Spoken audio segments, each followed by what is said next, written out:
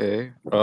Mafiani, got your hand What's up. going What's going on, man? I appreciate y'all letting me up. Just wanted to show respect to everybody in the room.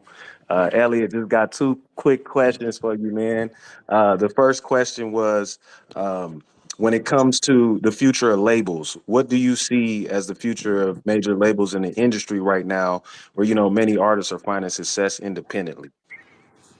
Yeah, I think it's a crazy time. I haven't really fully gathered everything that's going on with the whole Elliott Grange and Atlantic and all that stuff. I think at the end of the day, it's going to be less, less, right? It's going to shrink down where it'll be less labels and less, signings and less situations, and it'll force people to go more and more independent. So I think that's always going to be the balance of things. That would be my like off the key like prediction at first, but yeah, I just think that in any way, no matter what, even if you get signed to a label, you got to build motion by yourself at first. So your movement, right? It looks like the only way to really crack this game is to build motion on your own, and you're gonna have to do that. So whether you then end up signing with a label that could then help magnify and put the money behind you, marketing budgets to get you out there to a bigger stage, you still got to create it yourself. So I think inherently, an artist in the modern day, it starts with being independent, like it always does. Actually, it's always independent at first.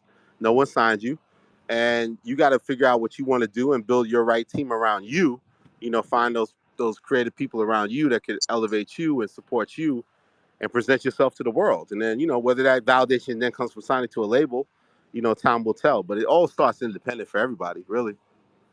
Okay, thank you for that. Last question was, for artists who want to expand into media, how can they balance that with their music careers without, compromising either one? I think they should just do it. I think the whole thing, even with, I think eventually, what's going to happen eventually be?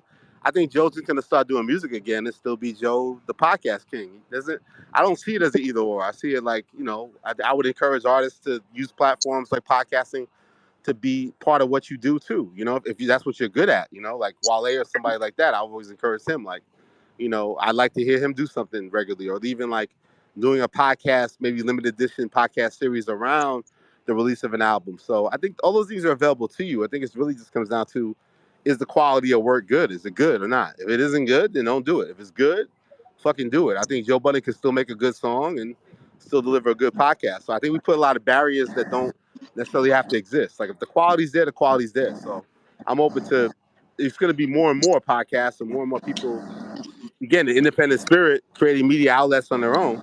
And if it garners the audience, then it's going to get further and further and grow. All right, man. Thank you so much. I appreciate y'all.